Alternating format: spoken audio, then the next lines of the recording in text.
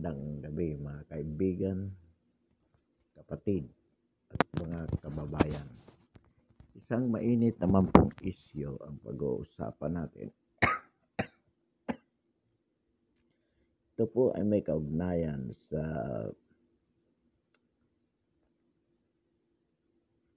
pinalabas na statement ng prosecutor ng International Criminal Court kung saan sinabi na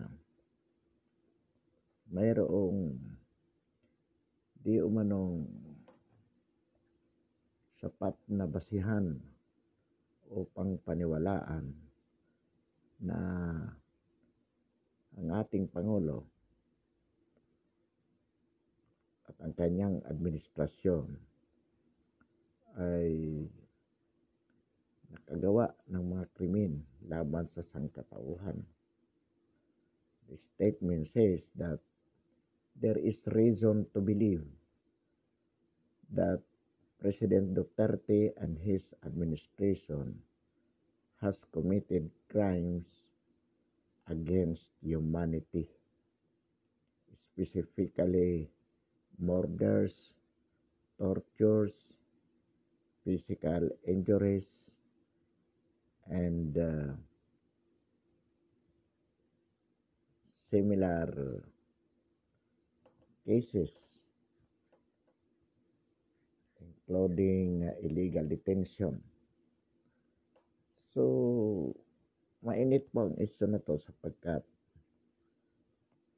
sabi nga ni dating Senador Trillanes, takot na daw ang ating Pangulo. At ang sinasabi ng mga kritiko niya, specifically si De Lima, si Pangilinan, si Hontiveros, si Trilon, at siyempre po si Bape Robredo. Ang sinasabi po na talagang makakasuhan ang ating Pangulo. At most probably, ang sabi nila, the preliminary investigations might start in January 2021. So, ang sinabi ng prosecutor, piskal ng International Court, Criminal Court, may basihan daw. Kaya nagbubunyi po ang mga kritiko ng ating Pangulo. Lalo sabi nga ni Trillanes, siya daw ang unang nagsampa ng nabanggit na demanda at ito sinundan na lamang ng mga makakaliwang grupo at ng ibang opposition. Ngayon po, ang katanungan po natin dito, una, ano ba ang paninindigan ng sambayanang Pilipino tungkol dito sa isyu? At assuming na ituloy nga ang kaso, anong epekto nito sa sambayanang Pilipino? Lalong-lalo na po sa ating pamahalaan. Well, ang sinasabi po natin dito, ang ating paninindigan bilang sambayanang Pilipino, hindi po totoo ang mga aligasyon na yan na ang ating Pangulo ay nakagawa ng mga krimen laban sa sangkatauhan. Ang pinagbasihan po ng nasabing pronouncement ay di umano itong patayan dito sa idineklarang gera laban sa droga, unang-una, at pangalawa, dito sa mga gera laban sa mga NPA. Ngayon, ito pong tungkol sa droga, aminin po natin dyan, mayroon pong mga nasawi. At natural po yan sa isang digmaan sapagkat itong mga drug lords, hindi po yan basta isusuko na lang nila ang kanilang hanap buhay. Ano po ang kalimitan na nangyayari dyan? Kung ikaw po ay big time pusher, malaking negosyo yan, malaking pera na pumapasok sa isang pusher, may mga tauhan na po yan. At ang mga tauhan pong nila, handa na pong pumatay. Sa makatwid po, kapag sila po ay hinuhuli, nahuli sa akto o kaya kung nahuli po yan sa akto, hindi po kailangan ng warrant of arrest dyan. Sapagkat person caught in the act of committing a crime, he can be arrested without warrant of arrest. So, ang ilan po dyan, na-aresto ng walang warrant because they are caught in the act of committing a crime. Ano po mga instances na pwedeng mahuli ang isang tao na walang warrant, caught in the act of committing a crime, he is about to commit a crime, caught in the act of about to commit a crime, or has just committed a crime, and the arresting officer has personal knowledge that the person to be arrested has just committed a crime. So, ibig po sabihin, pag nahuli yan sa aktong nagbibinta ng shabu, pwedeng hulihin. Kaya, nahuli na magbibinta o pa lamang o kaya magde-deliver pa lamang ng shabu o kaya katatapos pa lamang magbinta o kade-deliver pa lang ng shabu at kitang-kita nung pulis na ito ay katatapos pa lang magbinta o kaya mag-deliver ng shabu, pwede pong hulihin ng walang warrant. Ngayon po, ang isa namang paraan, kung may warrant of arrest, ay talagang huhulihin po yan kasi may warrant of arrest. Now, in the process of serving the warrant of arrest, or in the process of being arrested without warrant, kalimitan po, lumalaban ang mga pusher na yan, ang mga nagtutulak na yan. So, sapagkat lumalaban po, alam nilang krimen ang ginagawa nilang mabigat. May dala pong armas yan. So, kapag lumaban po yan, the police, the arresting officer,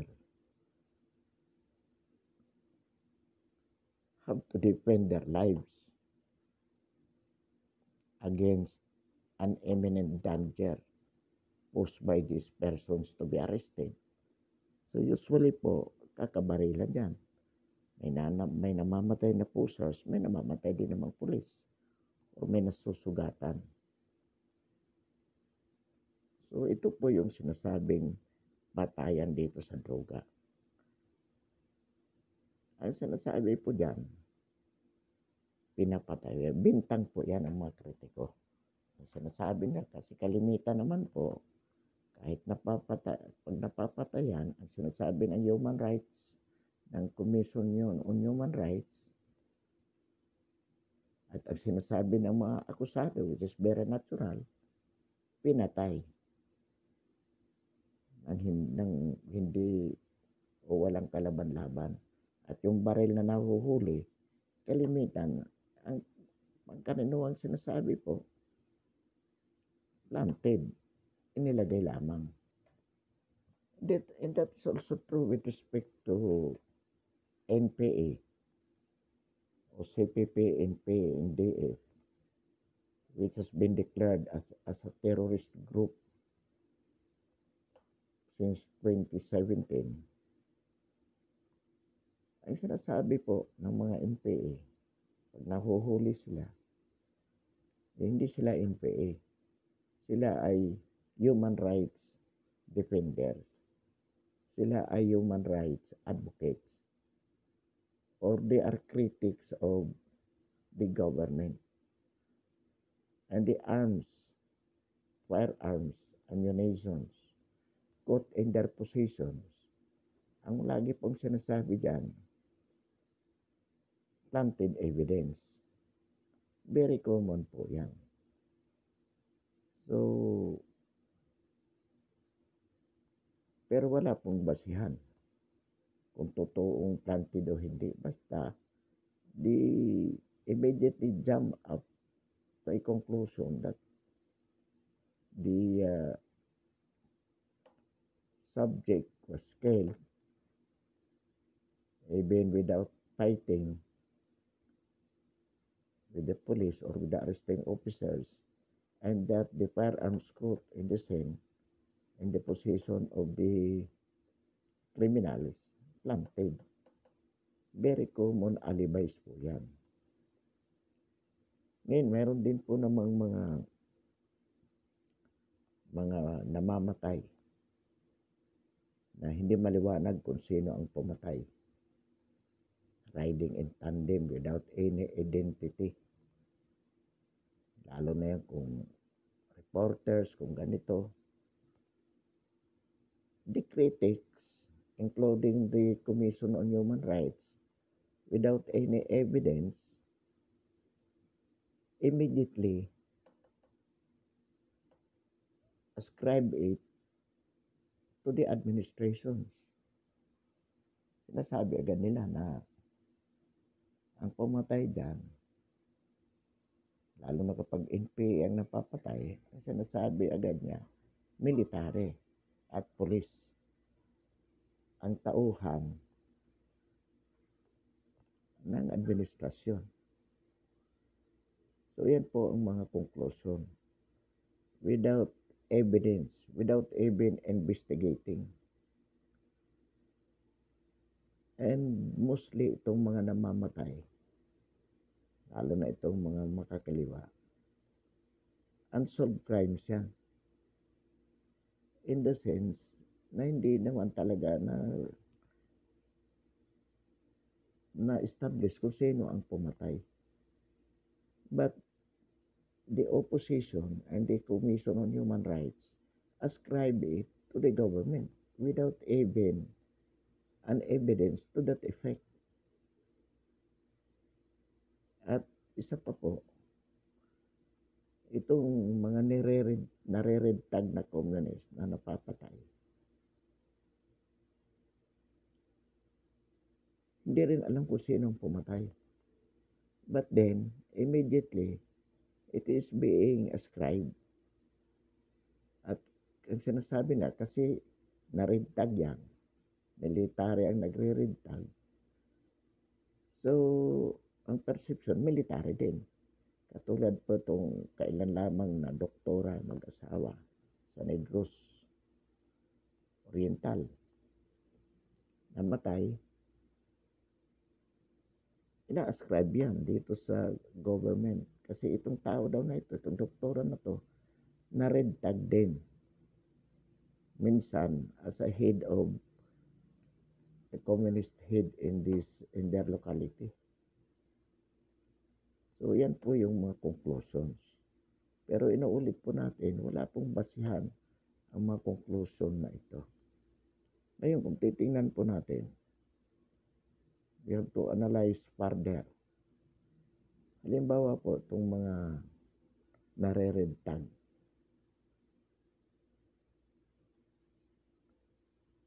sinasabi ng military na ito communist, ito si ganito, CPP, NP, hindi. Pag namatay po yan, na hindi kilala kung sinong pumatay, sino ba ang nakikinabang? Ang nakikinabang po dyan, yung CPP, NPA, NDF. Bakit?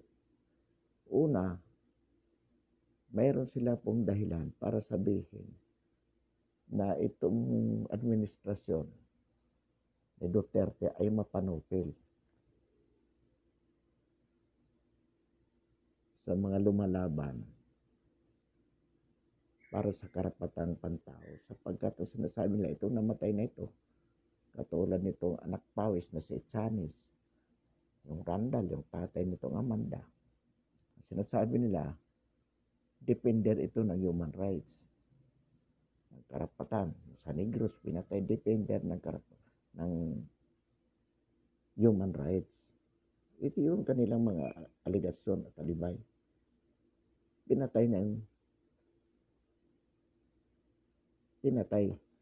Most likely, military ang pumatay kasi niragtag nila ito ng mga komunista. So, nagkakaroon sila ng issue. Pag namatay itong tao na ito na hindi naman identified kung sino ang pumatay, the issue is ascribed unto the government being a human rights violators.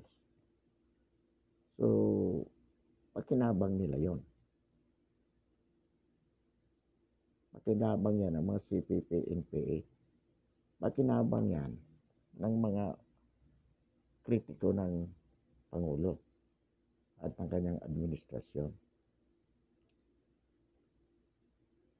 Ngayon, hindi kilala kung sino ang pumatay. Lalo na dito sa mga narentag. Pero ang nakikinabang kapag namatay yan, ang CPP, NPA, NDF. Alam naman natin po ang CPP, NPA, NDF.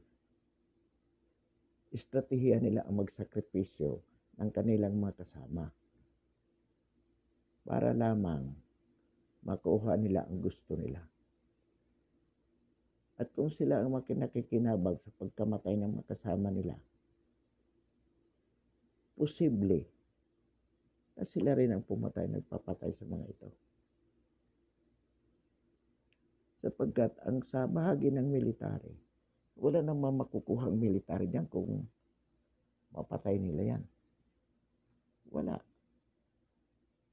Dahil ang papel ng military, kung yan ay mga NP, hulihin,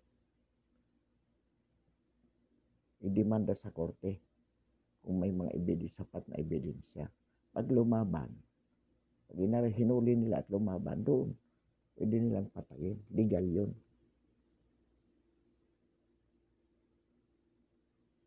So, sa mga nangyayaring ito,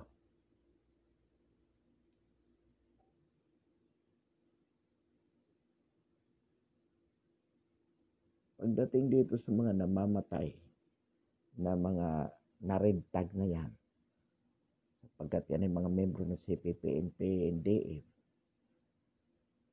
ang ating paniniwala po dyan na nagpapatay sa kanila, kanilang mga kasamahan din, mga NPA din. Ano ang layunin?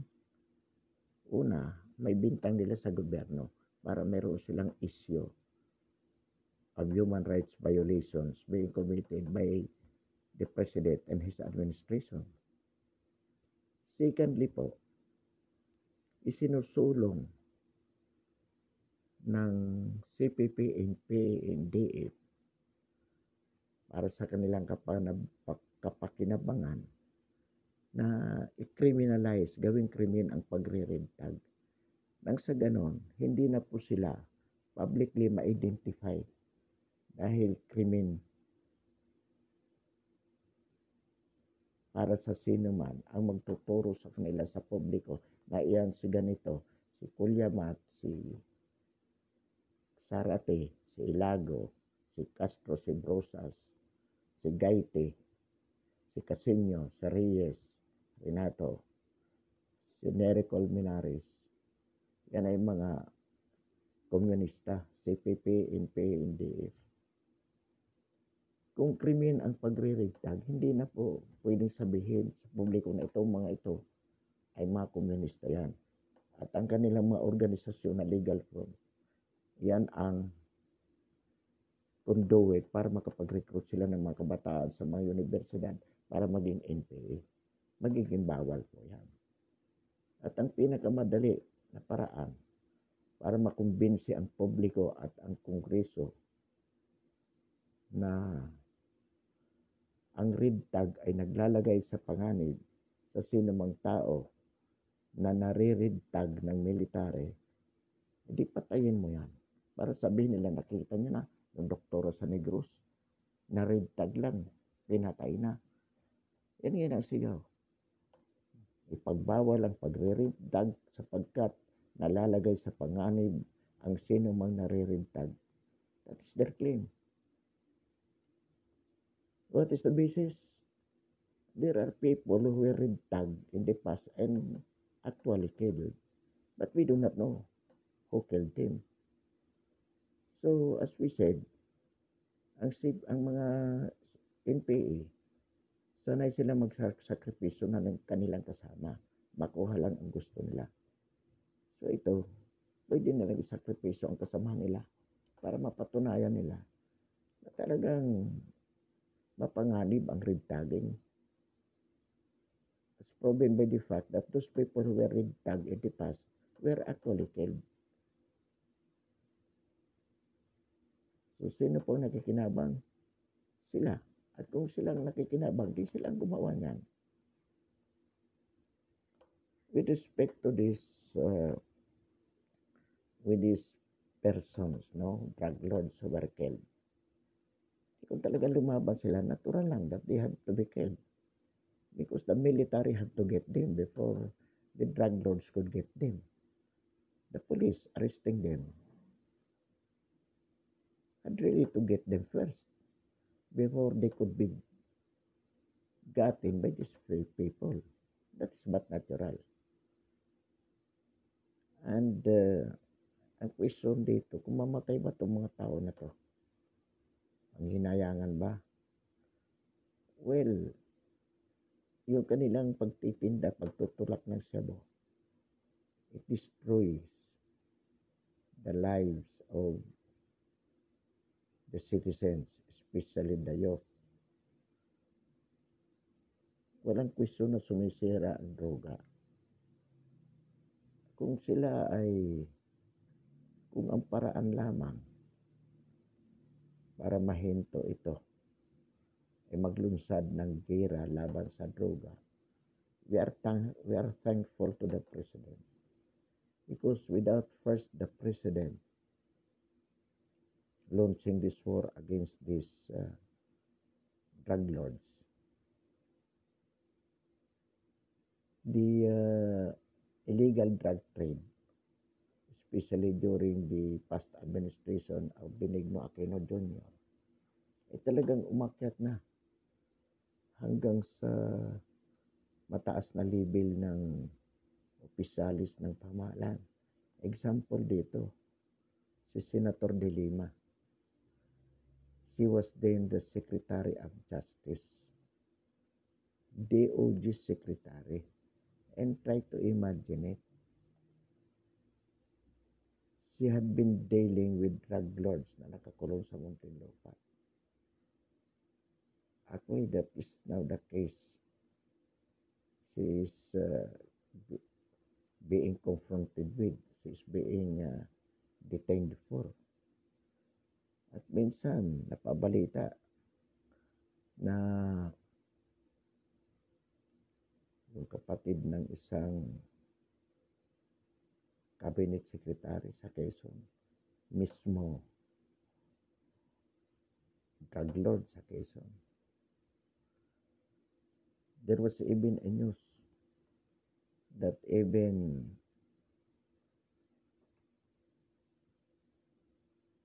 sa Naga, hindi malayo sa Vice President. Sabi, drug lord din sa Naga. sa tong bilog sa Iloilo. Related daw ito kay Senator Drilon. At mga sa mga sa PNP mismo, mga generals pinangalanan ng ating Pangulo. Mayors. In other words, without the President launching war on drugs, tulad sa Misamis Oriental, itong Parohinog, hawak nila ang gobernur, ang mayor. Ganito kalala ang problema ng droga sa Pilipinas, na talagang kailangan dyan ang gera para matigil o kaya mabawasan. At malaki na ang nabawas, kung di pa man nahinto na totally. Pero admittedly, malaki na ang nabawas. So, ibig sabihin po, talagang meaningful itong sinasabi nilang crimes against humanity, sinasabi ng mga kritiko. To the contrary, para sa sambayan ng Pilipinas, napakaganda in the sense na nabawasan ang droga at itong terorismo rin na dulot ng Communist Party ng CPP, NPA, NDA. Kapayapaan po ito para sa bansang Pilipinas. So, sa pananaw po ng sambayan ng Pilipino, there is no such crimes against humanity committed by the President and his administration. Now, ano ang pananaw natin dito sa ICC statement at yung kanilang action, assuming there would be a case to be filed by the prosecutor before the International Criminal Court of Justice. Ang sinasabi po na, ang pananaw po ng sambayan ng Pilipino, that is an interference of Philippine internal affairs. We do not recognize it. We do not recognize it. Assuming na mag-file sila ng kaso and the International Court of Justice will issue a warrant, will that be recognized in the Philippines? Definitely not.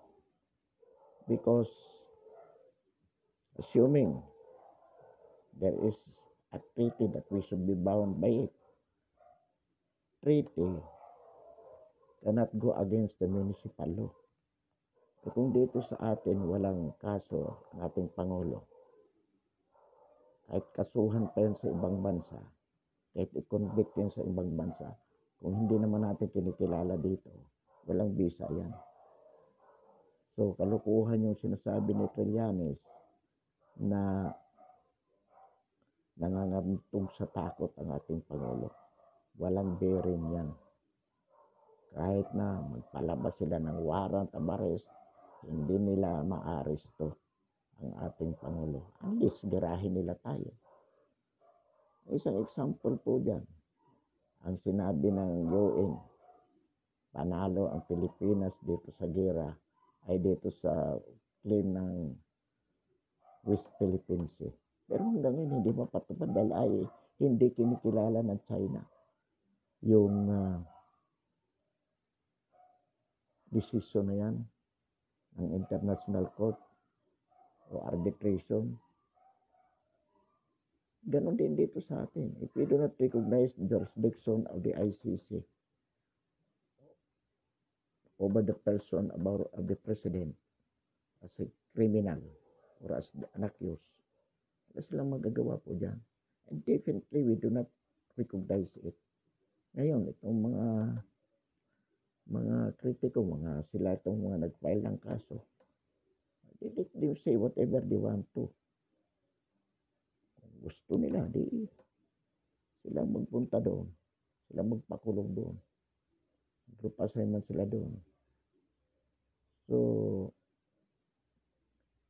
yung mga statement po ng ICC, kalungkot, pero mapanira, pero sa legally po, wala pong bearing sa atin yan. Sapagkat sa batas naman po,